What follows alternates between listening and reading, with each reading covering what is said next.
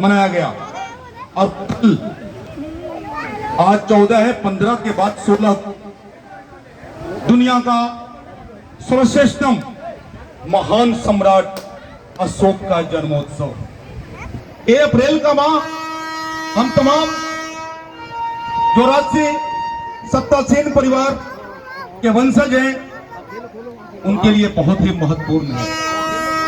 आज मैं 2-3 कार्यक्रम से शिरकत करके जब आपके पास आने मुझे विलंब हो गई, मैं देखा कि पूरा गाजियाबाद भीममय हो चुका है, समतामय हो चुका है। जगह जगह पे जहां लंगर चल रहे हैं, अभी जोशीले नारों भाग के साथ एक बहुत बड़ा काफिला गुजरा है आपके जस्ट फ्लाईओवर पीछे से। और जब हम वहां देखे जोश, फिर यहाँ देखते हैं संगीतमय हो चुका हमारा लॉबी। दिल से सैल्यूट करता हूं हम तमाम रेलवे एम्प्लॉइज और SC/ST बहुजन समाज के लोगों को तहे दिल से धन्यवाद एवं northern railway employees union front against NPSC railway की तरफ से आभार व्यक्त करता हूं। और मैं कुछ एक शब्दों में, क्योंकि सर ने पहले ही इंडिकेट कर दिया है कि समय का ध्यान में रखते हुए कुछ एक शब्दों में 3-4 पॉइंट पे आपको ध्यानाकर्षण करते हुए मैं अपने वक्तव्य को समाप्त करूंगा। साथियों, आज जब हम संविधान के शिल्पीकार का जन्मोत्सव मना रहे हैं, इससे पहले 2 दिन पहले हम तमाम बड़े महान समाज सुधारक जिसे बाबा साहब ने अपना तृतीय गुरु माना, उनका जन्मोत्सव मनाए। और इसके बाद 2 दिन बाद हम सम्राट अशोक का जन्मोत्सव मनाएंगे। और सम्राट अशोक, जब अगर तुम युद्ध की बात करते हो, रण की बात करते हो, तो अशोक को याद कर लेना। और जब करुणा और प्यार की बात करते हो तो भगवान बुद्ध को याद कर लेना। दोनों हमारे वंशज हैं, दोनों हम उनके वंशज। हमें गर्व है कि हम ऐसे सम्राट के वंशज हैं और आपको गर्व होनी चाहिए। लेकिन साथियों, आज जो हमारा अधिकार और संविधान खतरे में है, 400 पार के नारा के साथ संविधान बदलने की टुच्चे लोग जो बातें करते हैं, उनसे आगाह होना होगा, आपको आगाह होना होगा। क्योंकि आज जो हमें स्वतंत्रता मिली है और जिस तरीके से धूमधाम से हम खुलकर जन्मोत्सव मना रहे हैं, याद रखिए कि अगर 400 पार आ गया तो पता नहीं ये जन्मोत्सव का परमिशन मिलेगा कि नहीं, इसके लिए भी संघर्ष करने पड़ेगा कि नहीं, ये आपको सोचना है साथियों। इसलिए जिस तरीके से आप कैसे कर सकते हैं 400 पार, आपने अनिल मसीह का एग्जाम्पल देख लिया होगा, किस तरीके से लोकतंत्र का चिरहरण किया जा रहा है। आज हम कहते हैं कि हम बहुत बड़े लोकतंत्र के, हमारा देश बहुत बड़ा लोकतंत्र है, हम बहुत बड़े बिग डेमोक्रेसी, लेकिन क्या आप कह सकते हैं कि हम पारदर्शी डेमोक्रेसी के मालिक हैं? क्या आपके यहां डेमोक्रेसी का पारदर्शिता है? और नहीं है तो कौन लोग हैं जो डेमोक्रेसी का नित्य दिन प्रतिदिन चीरहरण कर रहे हैं? उनसे सजग होगा, उनसे संघर्ष करना होगा और हमें आपको तैयार होना होगा। उससे संघर्ष करने के लिए जुबान खोलना होगा। जुबान खोलते तमाम तरह के भ्रम पैदा किए जा रहे हैं ग्रुप में, तमाम तरह के आपके छवि खराब करने के लिए। लेकिन अब जब जुबान खोलो तो आपको ग्रुप से रिमूव कर दिए जाते हैं। तमाम तरह के कुतर्क करके एक क्या है, इसको सोचना हमारा और आपका काम है कि आखिर किस मुकाम पे। कल की बात है साथियों, जिस तरीके से डेमोक्रेसी का, कल पता है आपको कर्नाटक में क्या हुआ है?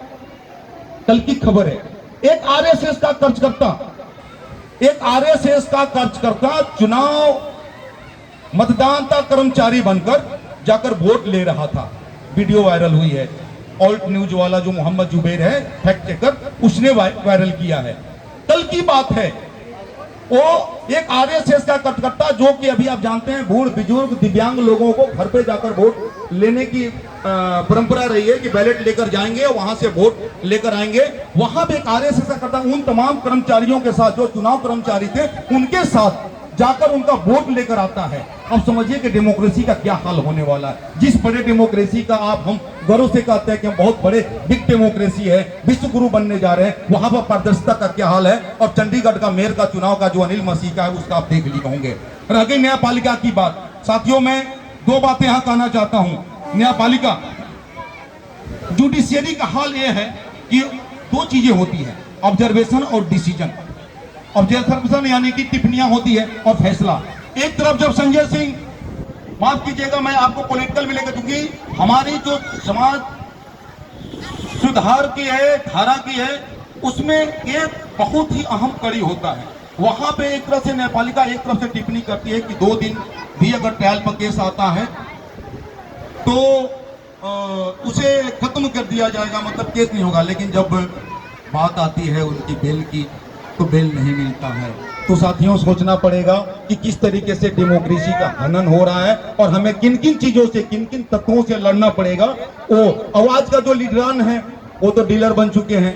किस लीडर, किस पार्टी का लीडर कहां पे जाकर डीलिंग कर लेगा, कोई भरोसामंद नहीं। इसलिए हम आप तमाम बहुजन समाज के लोगों का दायित्व बनता है कि हम और आप वैसे संविधान बचाने के लिए वैसे कर्मठ जुझारू समाज सेवी लीडर को चुन के अपने प्रतिनिधित्व भेजें, संसद में प्रतिनिधित्व भेजें, जहां की हमारा आपका संविधान का रक्षा हो सके, हमारी स्वतंत्रता की रक्षा हो सके, हमारी अभिव्यक्ति की रक्षा हो सके। और आखिरी वक्तव्य मैं ये कहना चाहता हूं साथियों आप सभी से कि एक संवैधानिक अधिकार के लिए हम नए रेलवे कर्मचारी भी संघर्ष कर रहे हैं, वो है पुरानी पेंशन। आज 14 सितंबर, आज बाबा साहब के जन्मोत्सव के दिन वोट फॉर ओपीएस और no vote no pension no vote का हैशटैग ट्विटर अभियान चल रहा है। जो भी ट्विटर चलाते हैं, आजकल सोशल मीडिया का जमाना है, सबके पास व्हाट्सएप, ट्विटर और फेसबुक है। अब सब दबाकर हैशटैग ट्वीट कीजिए, vote for OPS, vote for OPS, no OPS no vote. Thank you साथियों, ये 2 मैसेज के साथ कि किस तरीके से आपको संघर्ष करते हुए अपने संविधान की रक्षा करनी है। मैं अपनी बात को समाप्त करने से पहले एक बार पुनः आपसे अपील करना चाहता हूं, मिलकर संघर्ष कीजिए। जातिवादी परंपरा, जातिवादी व्यवस्था को तोड़ना है, हमें आपको मिलकर संघर्ष करना है। और मैं तमाम ओबीसी के साथियों से कहना चाहता हूं, क्योंकि मैं ओबीसी से बिलोंग करता हूं, तो SC ST वाले जब आवाज